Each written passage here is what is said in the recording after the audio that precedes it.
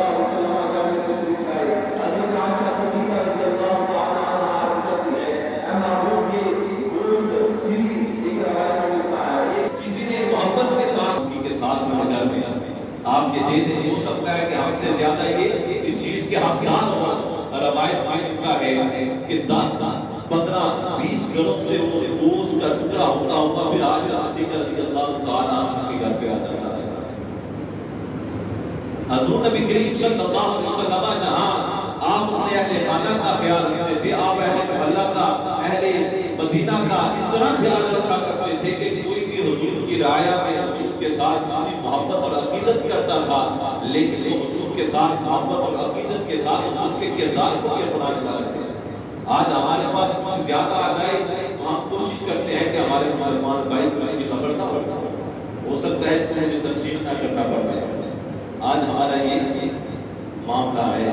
ہمارے پاس اگر کوئی تحفہ تحائف ہے, اگر اللہ تعالیٰ نے ہمیں مال کی دولت عطا فرمائی ہے, اللہ نے ہمیں کھانے کی صورت میں اللہ تعالیٰ نے وسیع رزق عطا فرمایا ہے, تو ہم کھاتے ہیں, جو بچتا ہے اسے لوگوں میں تقسیم کرتے ہیں. لیکن میرے مصطفیٰ کی زندگی کا یہ عالم تھا کہ آپ کھانا پکانے سے بھی پہلے اپنے رعایا کا خیال کیا کرتے تھے. اس لیے کسی نے کہا ہے جن کے آنے سے روشن ہوئے تو جہاں ان کی گدیوں کی برکت پہ لاکھ سلام. حضور نبی کریم صلی اللہ علیہ وسلم آپ کی زندگی تو یہ تھی میرے دوستو, حضور کی آمد سے بڑھ کے تو اس کائنات میں اور کوئی آمد ہو نہیں سکتی. اللہ قرآن حکیم میں ارشاد فرماتا ہے انا انزلناہ فی لیلۃ القدر وما ادراک ما لیلۃ القدر لیلۃ القدر خیر من الف شہر تنزل الملائکۃ والروح فیہا بإذن ربہم من کل امر سلام ہی حتی مطلع الفجر. فرمایا کہ ہم نے ایک رات لیلۃ القدر پیدا فرمائی. رات کیا ہے؟ وہ رات مہینے کی عبادت سے افضل ہے, افضل ہے. فرمایا کہ ہم نے اس رات قرآن نازل فرمایا, اس رات ہم نے قرآن نازل فرمایا. فرمایا کہ وہ رات گزر چکی ہے, لیکن ہر سال اس رات اللہ کی بارگاہ سے رحمتیں برکتیں آسمان دنیا پہ نازل کی جاتی ہیں, آسمان دنیا پہ نازل کی جاتی ہیں.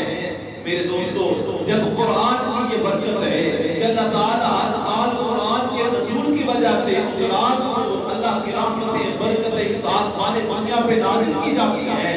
صاحب محترم اللہ رب العزت اس قرآن کی برکت سے قیامت تک ہر سال جب لیلۃ القدر کی رات آتی ہے اللہ تعالیٰ اس رات کو رحمتوں برکتوں سے سمیٹ دیتا ہے. صاحب محترم جب قرآن اس رات کو نازل ہوا وہ رات 1000 مہینے سے افضل ہو سکتی ہے. جس رات کو صاحب قرآن اس دنیا میں آئے, جس رات کی محبت, اس رات کی رحمت اور فضیلت عالم کیا حضور نبی کریم صلی اللہ علیہ وسلم کی ولادت کا سعادت یہ ہے. قرآن حکیم کی آیتیں میں تلاوت کی لقد من اللہ علی المؤمنین اذ بعث فیہم رسولا. اللہ تعالیٰ نے اس قوم کو بے شمار نعمتیں عطا فرمائی. کہا کہ میرا شکر ادا کرو, میری عبادت کرو, بس ہمارے لیے اتنا ہی ہے. میں نے تمہیں نعمت عطا کی, ہاتھ عطا کی, سننے کی قوت عطا کی, دیکھنے کی قوت عطا کی, سننے کی, سونگنے کی, چلنے کی, دیکھنے کی, یہ سب استعداد بنایا, تمہیں اشرف مخلوقات بنایا. میں تم سے کچھ نہیں مانگتا, کیا کرو میری عبادت, میری عبادت. تمہارے لیے صرف ایک حکم ہے کہ اپنے رب کی عبادت کرو, اس کی زمین میں خیر جو اس کی حلال تلاش کرو. جب اللہ کے بارگاہ سے آواز آئے پڑھنے والا تو اس کی بارگاہ سے سجدہ. تمہارا یہ عمل اللہ نے کیا کیا, اللہ نے فرض کر دیا ہے. تو اس کے حلال کماؤ. جب اللہ کے بارگاہ سے حی علی الفلاح, حی علی الصلاۃ کی صدائیں ہیں تو اس کے بارگاہ میں حاضر ہو جاؤ. یہ تمہارا کام ہے. تم اپنا رب کو راضی رکھو, اللہ تمہیں ہر معاملے میں آسانیاں پیدا فرما دیتا ہے. لیکن جب اپنے محبوب کو اس کائنات میں محفوظ فرمانے کی باری گئی تو اسی قرآن حکیم میں ارشاد فرما دیا لقد من اللہ علی المؤمنین اذ بعث فیہم رسولا. یقیناً ہم نے ان مومنوں پر احسان فرمایا. یقیناً اللہ فرماتا ہے یقیناً ہم نے ان مومنوں پر احسان فرمایا. ان کے درمیان اپنا محبوب بھیج کر, ان کے درمیان اپنا محبوب بھیج کر ہم نے ان کے اوپر کیا کیا, احسان کیا ہے. سامنے محترم میلاد اصل میں حضور کی سیرت کو اپنانے کا نام ہے. یہ ہم صرف لوگوں کو بتاتے ہیں. محفل میلاد مصطفیٰ کا مقصد حضور کی سیرت بیان کرنا ہے. محفل میلاد مصطفیٰ کا مقصد حضور کا ذکر کرنا ہے. جلوس نکال کے حضور کے ذکر کو بلند کرنا ہے. حالانکہ اللہ تعالیٰ نے قرآن حکیم میں ارشاد فرما دیا ہے محبوب ہم نے آپ کے ذکر کو بلند فرما دیا ہے، آپ کی خاطر آپ کے ذکر کو بلند فرما دیا ہے. آپ کے ذکر کو کوئی کرے یا نہ کرے، آپ کے رب نے آپ کے ذکر کو بلندیاں عطا فرما دی ہیں. کسی کا محتاج نہیں ہے، لیکن اللہ تعالیٰ جسے توفیق عطا فرمائے وہ حضور کی اس نعمت کے اوپر شکر ادا کرے. شکر کا مطلب یہ ہے کہ اللہ تعالیٰ کے محبوب کی سیرت کو اپنائے، کردار کو اپنائے. آج ہمارا حلقہ یہ ہے، میں آپ کے سامنے ایک مثال رکھتا ہوں. اگر ہم کسی ہمارے معاشرے میں، ہمارے گھر میں کہہ لیں، ہمارے خاندان میں کہہ لیں شادی ہے، شادی میں نکاح سنت ہے، ولیمہ سنت ہے، اس کے علاوہ جو کچھ ہوتا ہے اس کا دین میں کہاں ذکر ہے؟ کہاں ذکر ہے کہ آپ گھر میں 10 خرچے کریں، آپ ڈھولکیاں بجائیں، آپ لوگوں کو بتائیں کہ آج میری بیٹی کی شادی ہے. جس بیٹی کو آپ نے پوری زندگی پردے میں رکھا ہے اس کی آپ نمائش کرتے ہیں شادی میں. یہ کہاں اسلام میں لکھا ہے؟ آپ وہ رسمیں اپنانے کی کوشش کرتے ہیں جس کا دین کے ساتھ کوئی تعلق نہیں ہے. اسلام میں تو صرف نکاح ہے، ہم ولیمہ سنت ہے، ہم ولیمے کو خرچہ سمجھتے ہیں، بارات کو ہم دھوم دھام سے مناتے ہیں. یہ تو ہمارا المیہ ہے. ہم آج میں جو اس رشتے کی طرف آپ کو اشارہ دینا چاہتا ہوں، نقطہ کیا ہے یہ ضرور اس کے اوپر غور کیجیے گا. فرمایا کہ اللہ تعالیٰ نے نکاح کو، نکاح سنت ہے، ولیمہ سنت ہے، یہ حلال عمل ہے. اس کے علاوہ جو کچھ ہے دین میں کہیں بھی نہیں لکھا. 1400 سال کی تاریخ میں ہمارے گھر میں ہر چیز ہوتی ہے. ہم منع نہیں کر سکتے اپنے بچوں کو. ناراض ہو جاتے ہیں رشتہ دار، اپنی استطاعت، اپنی طاقت سے بچ کے خرچے کرنے کی کوشش کرتے ہیں. کیوں کرتے ہیں؟ کہ برادری والے ناراض نہ ہو، میری ناک نہ نیچے لگ جائے. برادری کے لیے سب کچھ کرتے ہیں، جائز ناجائز ہر کچھ کرتے ہیں. میرے دوستو بتانا مقصود یہ ہے نکاح اپنی جگہ حلال ہے، سنت ہے، ولیمہ اپنی جگہ برقرار ہے. اس کے اندر جو خلافات ہیں اس کو ختم کرنا ہے. اب ہم نکاح کو تو ختم نہیں کر سکتے کیونکہ وہ تو فرض ہے، سنت ہے، حلال عمل ہے. لیکن اس کے اندر جو خلافات ہیں، برائیاں ہیں، اس کو ختم کرنے کی ضرورت ہے. اسی طرح میلاد مصطفیٰ کو ختم کرنے کی ضرورت نہیں ہے، اس کے اندر خلافات کو ختم کرنے کی ضرورت ہے.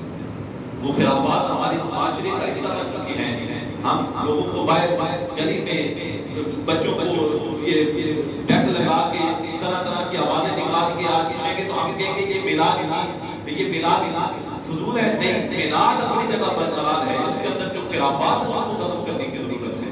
میلاد حضور کے کردار کو اپنانے کا نام ہے. جب مسلمان نکلتا ہے تو معاشرے والا دیکھ کے کہ یہ حضور کا امتی آ رہا ہے. ہمارے کردار سے یہ نظر آنا چاہیے کہ جب ہم معاشرے میں نکلیں تو دیکھنے والا ہمیں کہے کہ یہ حضور کا امتی آ رہا ہے. ہمارے کردار سے یہ چیزیں ختم ہو چکی ہیں. میلاد اپنی جگہ برقرار ہے. اللہ کے محبوب کا اس دنیا میں آنا سب سے بڑی نعمت ہے.